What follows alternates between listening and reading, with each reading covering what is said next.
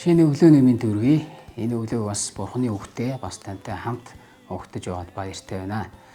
Хамтдаа энэ цагийг эзэнд даатхан залбирцгаая. Хайртай Бурхан мөнхийн их эзэн минь ээ, бид танд яг одоо энэ цагийг даатгаж байна. Бид зүрх сэтгэлдээ таны үгээр урамшин зоригжиж, барьж осгогдож, таны үгийг тунгаан бодож, таны оршихуйд байхыг хүсэж байна. Эхнээс нь дуустал та удирдаарай. Иесусийн нэрээр залбирлаа. Амен. За бид нар хамтдаа Христ бидэнд ялтыг өгдөг гэсэн үндсэн сэдвээр ярьж байгаа. За яг энэ асуултанд би хоёр янзаар хариулмаар байна. Эхнийх нь Бурхан бидэнд ялтыг өгдөггүй. Яг гэвэл тэр бидэнд Христийг өгдөг юм аа гэсэн. За тэгвэл хоёр дахь янзаар хариулъя гэвэл Бурхан бидэнд ялтыг өгдөгөө. Гэхдээ Христээр дамжуулж өгдөг юм а гэж. Тэгээ бид нар өчигдөр болон даваа гарагаас эхлээд ярилцсан байгаа тийм. Лук номын 10 дугаар бүлгээс Иесус эзний хэлсэн үнэндээ ганц зүйл хэрэгтэй гэсэн тэр үгийг барьж авсан. Тэгээд тэр ганц зүйл нь юу вэ гэсэн.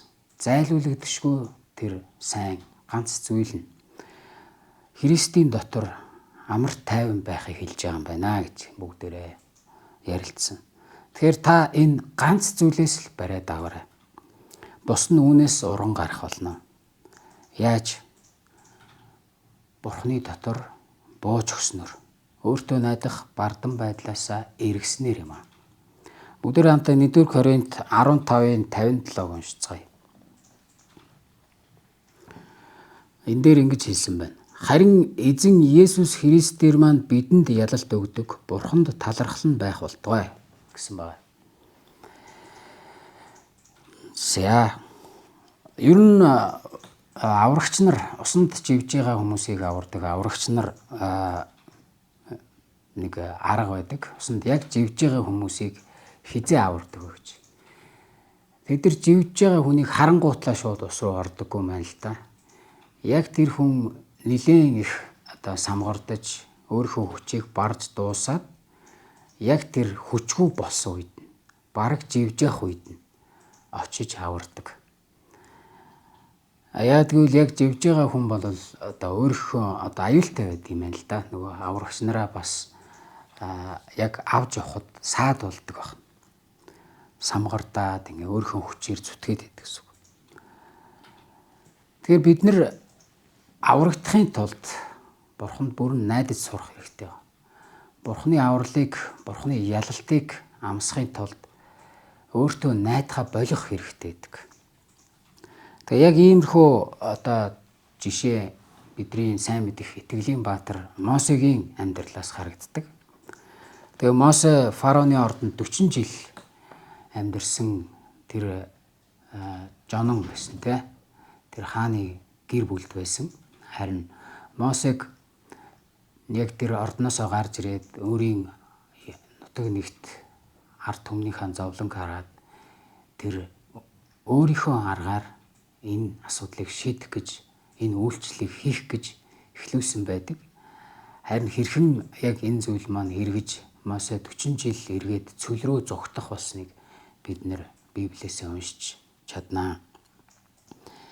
Тэгвэл яг энэ түүхийг Библийн нэгэн тайлбарлагч ингэж хэлсэн байна. Мосе өөрийгөө хин нэгэн гэж андуурч 40 жил явсан.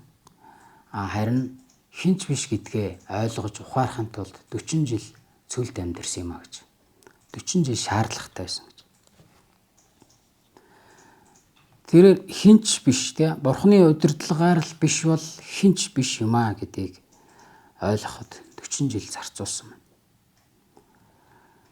Тэгэхээр заримдаа бид нэр өөртөө найдах үе байдаг.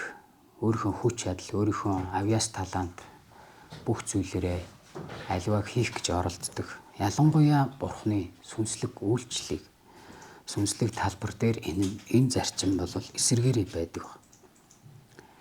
Бурхан таныг яг хугалж байгаа мэт танд санагдаж байна уу? Яг найдаж исэн зүйл маань талаар болж байхыг, хугарж байгааг, нугарж байгааг та мэдэрч ирсэн үү? Хэрвээ тийм бол та зөв зам дээр байна гэж би таныг урамшуулмаар.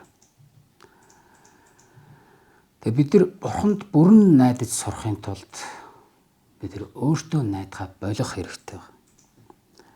Үүнчлэн бас Паул элч бас үнтэй төстэй санааг хэлсэн. Миний мөхөс байдалд Бурханы хүч илүү харагдана гэсэн мэт тий. Тэгэхээр ийхүү бууж өгсөн хүнээр дамжуулаад Бурхан гайхалтайгаар ажилдаг байна. Тэгвэл бууж өгсөн хүн ямар байдаг вэ? Бууж өгсөн хүн Бурханы удирдлагаар явдаг. Бурханы удирдлагаар явж байгаа тул тэр хүнээс Бурханы үйлс, Бурханы үр жимс харагдаж эхэлдэг гэсэн үг. Бууж өгсөн хүн Бурханд зүрх сэтгэлээ хүсэн байдаг. Бурханаас зуурж идэг. Бурханы үгнээс зуурж идэг. Үн цэнтэй зүйл нь Бурханы үгийг дагах явдал, дуулууртай явдал байдаг. Бууж өгсөн хүн Бурханд дурлдаг. Өөр бүх зүйлээс илүү Бурханыг нэгдүгээр тавьж түүнээс хамааралтай байдаг юм аа. Тэгэхээр би бас уриалж байна. Бурханд бууж өгцгөөё гэж. Бүх зүйлээс илүү Бурхандаа найдацгаая. Бид нэр хэр их бардамнаж, хэр их өөртөө найдаж, бардамлын оройлоо өндөрт гарах тусам уналтанд хүчтэй байна. Өвдөлтөнд хүчтэй байдаг. Харин бүгдээр яг энэ цаг мөчид эзнийхээ өмнө дахин ирцгээе. Эзэндээ бууж өгье. Түүнийг эрен хайж, түүнээс зуурцгаая. Түүний үгнээс зуурцгаая. Түүнээс хамааралтай байя гэж уриалж байна. Өнөөдөр магадгүй та ажил үйлсээ хийж байгаа, замдаа явж байхдаа сонсож байгаа. Эсвэл та гэртээ гэр бүлээрээ суугаад эзний үгийг тунгаан бодох цаг гаргаж байгаа. Харин бүх зүйлээ эзнээс асууж, эзнээс хамааралтай хийгээрэй гэж таныг эзний нэрээр ятгах байна. Хамтдаа залбирцгаая. Их эзэн минь ээ, энэ цагийг өгсөн талархъя. Би таны үгнээс, танаас хамааралтай байхад тусалж өгөөрэй. Зүрх сэтгэл маань хаана явж байгааг та харуулж, тэр үнцэн, тэр анхаарлыг та өөр дээрээ авах болтугай. Бүх зүйлийг таньдаа даатхан Есүсийн нэрээр залбирлаа. Амен.